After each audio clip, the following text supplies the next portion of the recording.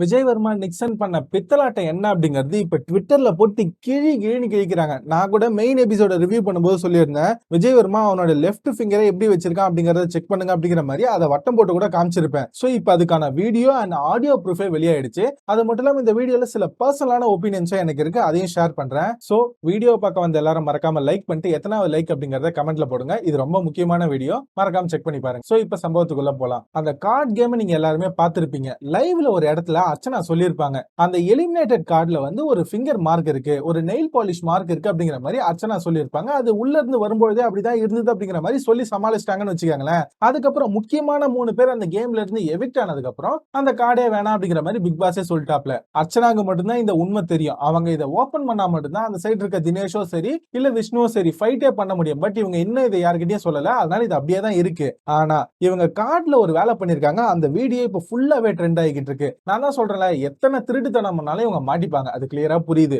Nixon Bible அசால்ட்டா அந்த கார்டை எடுத்து ஒரு ஓரமா சுரண்டி வைக்கிறாப்புல. அது கிளியரா தெரியுது. இத பக்கத்துல இருந்த மாயாவும் பாக்குறாங்க, சிரிக்கிறாங்க. பூர்ணிமா வந்து அப்படி பண்ணாத அப்படின்னு சொல்றாங்க.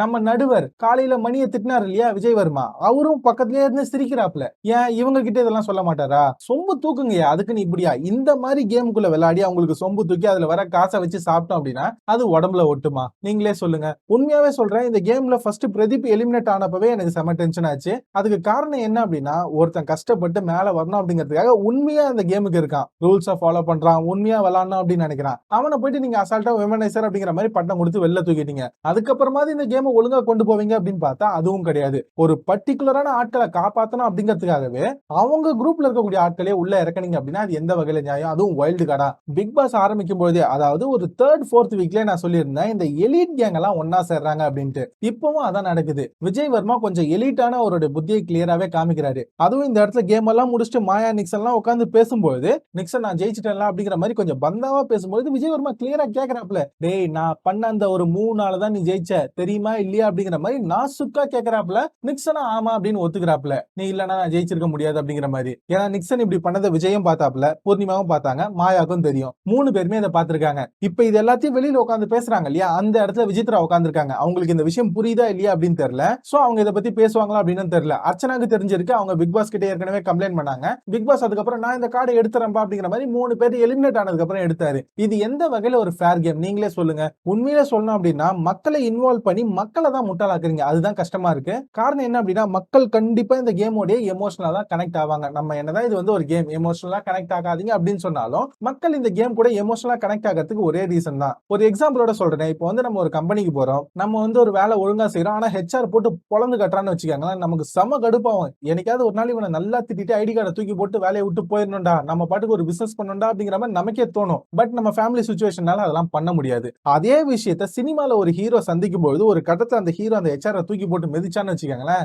நம்மள அறியாம நம்ம கிளாப் பண்ணுவோம். ஏன்னா நம்ம மனசுல நினைச்சதை ஒருத்தங்க செய்யறான் அப்படிங்கிற மாதிரி. இதுலயாவது நமக்கு ஒரு சின்ன சாட்டிஸ்பாக்சன் கிடைக்குது, நமக்கு ஒரு நியாயம் கிடைக்குது அப்படிங்கிற மாதிரி தான் நம்ம மனசு ஆட்டோமேட்டிக்காவே நம்மள ட்ரெயின் பண்ணும். அதான் நம்ம சினிமாவை பார்த்து ரசிக்கிறதுக்கான ஒரு முக்கியமான காரணம். சினிமாவே அப்படின்னா மக்கள் கிட்ட இருந்து ஓட்டு வாங்குறாங்க, கிட்டத்தட்ட மக்களை ஓட்டு போடுங்க அப்படிங்கிற மாதிரி பிச்சை எடுக்கிறாங்க இந்த கேம்ல. அப்படின்னா மக்கள் சொல்ற மாதிரி தான் ஆட்களை வெளில அனுப்புறோம். அப்படிப்பட்ட ஒரு கேம்ல மக்கள் பார்த்துக்கிட்டு இருக்கும் போதே இந்த மாதிரி அநியாயம் பண்ணி அவங்களுக்கு ஃபேவர் பண்ணி நீங்க கூட்டிட்டு போனீங்க அப்படின்னா, என்னதான் இது கேம் அப்படிங்கிற மாதிரி மக்களோட மைண்ட் சொன்னாலும் அவங்க மனசு ஏத்துக்காது. பர்சனலா தான் கனெக்ட் பண்ணிப்பாங்க. வெளியில தான் நம்மளை ஏமாத்துறாங்க அப்படின்னா இந்த கேம்குள்ளேயே இந்த மாதிரி அநியாயம் நடக்குது அப்படிங்கிற மாதிரி தான் எல்லாருமே ஃபீல் பண்ணுவாங்க. அது மட்டும் இல்லாம இந்த மாயா, விஜய் வர்மா இவங்க எல்லாம் ஒரு கைண்ட் ஆஃப் எலிட் குரூப். அது கிளியராவே நமக்கு புரியுது. அந்த எலிட் புத்தியை கிளியரா காமிக்கிறாங்க. நேத்து விஷ்ணு பேசினதெல்லாம் கேட்டு எனக்கு உண்மையாவே எமோஷனல் ஆச்சு. காரணம் என்ன தெரியுமா? ஒரு வீட்டுக்கு மூத்த பையனா பிறந்து அவர் செய்ய வேண்டிய கடமைகள் எல்லாத்தையும் நான் செஞ்சு முடிச்சுட்டு தான் கல்யாணம் பண்ணிப்பேன், ஒருவேளை நான் 60ஆம் கல்யாணம் தான் பண்ணிப்பேன் போல அப்படிங்கிற மாதிரி காமெடியா சொல்றாப்ல. பட் அந்த வார்த்தைக்கு பின்னாடி இருக்கக்கூடிய வலி என்ன அப்படிங்கிறது வீட்டுல முதல் பசங்களா பிறந்தவங்களுக்கு புரியும் அப்படின்னு நினைக்கிறேன்.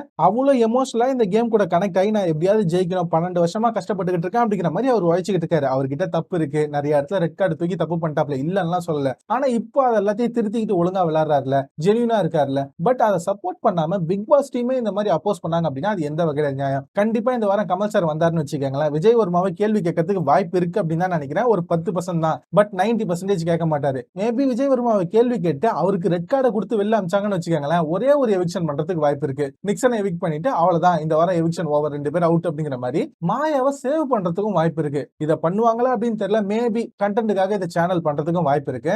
இந்த மாதிரி இந்த கேம் போச்சு அப்படின்னா அடுத்த சீசன்ல இருந்து ஒன்னு பேன் அவாய்ட் பண்றங்க, இல்ல மக்கள் கிட்ட ஓட்டிங் வைக்காதீங்க. நீங்களே ஜட்ஜஸ் எல்லாம் ஒண்ணா சேர்ந்து இவன் தப்பு பண்ணிட்டான் அவன் தப்பு பண்ணிட்டான் அப்படிங்கிற மாதிரி ஒரு 3 பேரை கொண்ட ஜட்ஜஸ் வச்சு கமல் சார் அதுக்கு தலைமை பொறுப்பா போட்டு வாரம் வாரம் இவங்களே அது எல்லாத்தையும் அசைன் பண்ணி ஒருத்தரா வெளில அமிச்சிங்க அப்படின்னா நாங்களும் ஜாலியா பாத்துட்டு போயிடும். ஓட்டு போட வேண்டிய தலைவலி எங்களுக்கு கிடையாது இல்லையா? சோ இதுதான் எனக்கு தோணுச்சு. இத பார்த்ததுக்கு அப்புறம் உங்களோட ஒப்பீனியன் என்ன? இந்த அளவுக்கு ஃப்ராடுத்தனம் பண்ணி விளையாடுறாங்க, பட் இதை யாரும் கேட்கறதும் இல்ல. கேட்பாங்கன்னு எதிர்பார்த்து ஏமாறதே நம்ம வேலையா போச்சு. சோ இத பத்தின உங்களோட ஒப்பீனியன்லாம் என்ன அப்படிங்கறத மறக்காம கமெண்ட்ல போடுங்க. நான் அடுத்த வீடியோல உங்க எல்லாரையும் மீட் பண்றேன். Until then, bye bye, thank you guys.